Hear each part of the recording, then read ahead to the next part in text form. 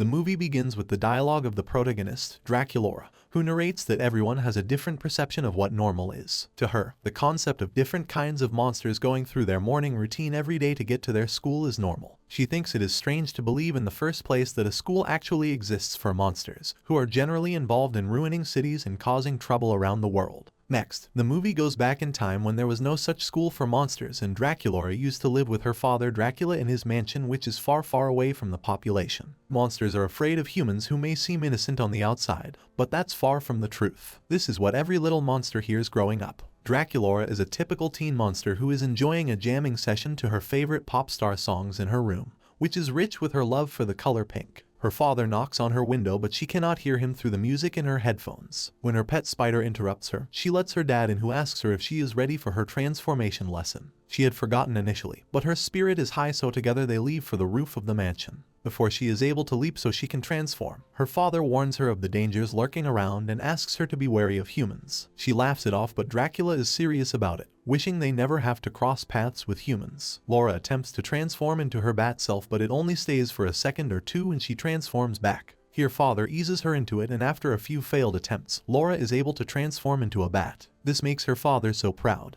The father-daughter duo leaves for a nearby town for their first flight. They seem to be having a great time together until Laura spots Tash on a billboard and loses focus, causing her to crash. When her father checks on her, she seizes the moment and asks for his permission to attend Tash's concert, which is not too far away, and she promises to be careful. When her father does not allow his permission, Dracula flies back home, brooding over the fact that she is never allowed to go anywhere because of her father's irrational fear of humans, while someone watches from a safe distance. Later that night, her father comes to her room where she is seen filming about that night, annoyed that she will always be stuck in the attic even after being 16 years of age. Just as he offers her a cup of bat tea, their doorbell rings. Dracula freaks out because that doorbell has not rung in the past 115 years. Dracula is thrilled to hear the voice of another monster who saw her transform into a bat earlier that night, despite her father's warning that no one should see her transform. Dracula opens the door, and it is Frankenstein, daughter of Frankenstein, who is in hiding, just like almost all the monsters in the world.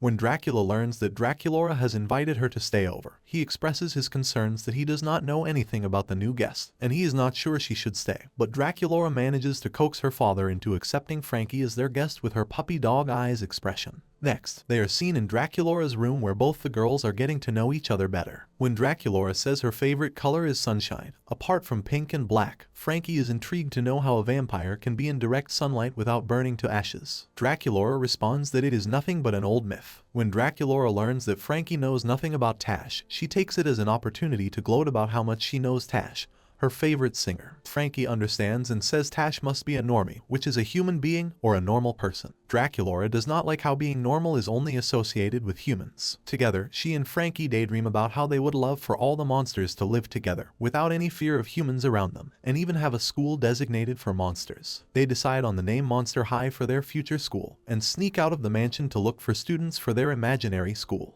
They search far and wide but do not come across any monsters. This is when Frankie suggests they go to the moors. Dracula is reluctant, but Frankie suggests it is a perfect hideout zone for a monster. They come across a litter of wolf pups and a very angry wolf. The girls notice the moon necklace around the wolf and ask her if she is a monster because the duo is out to recruit monsters for Monster High. The wolf breathes a sigh of relief and transforms into a woman, introducing herself as Claudine, and the wolf pups as her brothers who transform as well. The next day, when Dracula brings tea for Frankie and Dracula, he gets nervous when he sees Claudine in the house. Dracula pleads the way she knows best, and her loving father allows to let Claudine to stay with them. The doorbell rings and all of Claudine's brothers show up with the mother, and the mansion becomes a busy place. Even though it takes some time for Dracula to accept the commotion at his house, he gets so used to the idea of having many monsters under one roof. All the monsters get working, and very soon they convert the deserted mansion of Dracula into an amazing school. The only thing missing is students. Next, we see Dracula filming about the new school in her vampire video, where she says she wants all the monsters to join so they can live their lives as normal kids. However, there is no traffic on her video, which makes her wonder if anyone is ever listening to her videos. Frankie fixes her internet, and she starts using the monster web. By the time Dracula wakes up, there are uncountable emails from monsters who wish to join Monster High.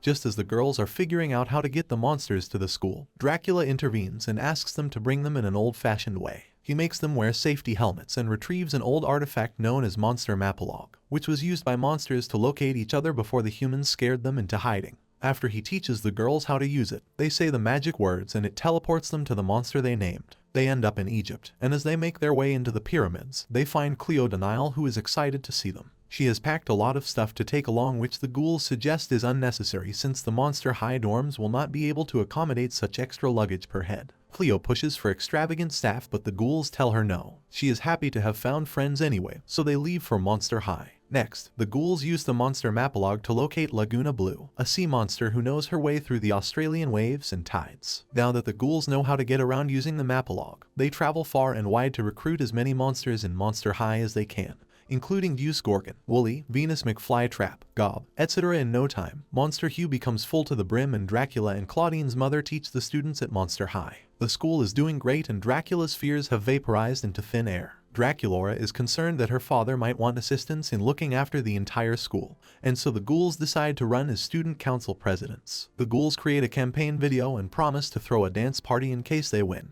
In their video, they claim to create a world where monsters can live in harmony with humans, even though this seems unrealistic to some monsters, but is achievable. Dracula goes a little over the top and claims the sensational singer Tash will be there at the dance if everyone votes for Dracula and Frankie. This is where Dracula, the headmaster of the school, summons both of the girls into his office. He does not warm up to the idea of having a human pop star at the dance night of school intended for monsters. Just then, they are interrupted because the headmaster is needed to take care of a situation. Apparently, Gob got into a vending machine for snacks. The ghouls are unhappy that they did not reach a concrete decision with the headmaster, but suddenly, they get a message from a monster who is called Monica, and they leave to bring her in. The ghouls get to the location of the new recruit and it turns out to be a graveyard swarming with zombies. They meet with Monica, who is the leader of all zombies, and when they invite her to join the school, she reveals her evil intentions to rule the human world as she is done with watching her people having to live a hidden secret life and wants revenge on the humans. When the ghouls realize she is pure evil, they fight with zombies deployed by Monica after them. The ghouls put up a good fight using their powers, but since they are outnumbered, they manage to escape before things get bad. Next, we see everyone living their routine life. The entire school is excited since Frankie and Dracula won the election, and this means they get to enjoy a fabulous dance party. Suddenly, Monica arrives at the school with her zombies, or zomboys as she calls them. She claims to accept the ghouls' invitation to the school, but this is all part of her scheme, since she wants to take the humans down. What better way to start than this school, where she can bring out the real monsters in the masses? She makes fun of the ghouls that their school has not changed the way monsters have been living. It is just an exaggerated celebration of them hiding in one school together. With that, Monica decides she will change things around here and decides to run for president, which is not a problem for her since she is quite successful in winning the hearts of the students. The students of Monster High are taking a liking to her ideology that monsters are better than humans, and they should be the ones ruling over them. Dracula and Frankie promise on election day to make the world a better place where monsters and humans can coexist in harmony. Monica dismisses their speech and believes that monsters should be ruling over the humans, as she wants them to fear monsters. Monica challenges Dracula to withdraw if she is unable to get Tash to come to Monster High. Monica uses Gob to create problems for Dracula and Monster High by directing him to a nearby shop owned by humans to get food. When this is aired on the news that a slimy creature broke into a human town shop, Dracula worries about the safety of Monster High, doubting if she made a mistake by creating a school. Things don't go very well when Dracula tries to convince Tash to come to the dance event because Tash asks Dracula to leave or her audience might get spooked by seeing a monster. However, despite Monica's smear campaign, Dracula and Frankie wins the president elections. The ghouls get busy in preparing for the upcoming event. At nighttime, when everyone is having a ball, suddenly Tash's tour bus comes crashing on the dance floor. As it happens, Monica and her minion have kidnapped Tash and she threatens the ghouls that she will turn Tash into a zombie so she can experience what it is like to be a monster. The ghouls use their monster mapalog to save Tash from Monica while the students fight the minion using their powers. Monica manages to attack Tash, but she goes right through Tash's body. As it turns out, Tash is actually a ghost named Ari, who can become a tangible human just to blend in with the humans. Monica leaves the school while nursing her grudge and Ari performs for the school. Everyone has a great time at the school. In the end, Dracula films happily that Ari, the former Tash, is the official ambassador of Monster High, and things are looking up. She might actually be able to witness a world where monsters and humans can get along well.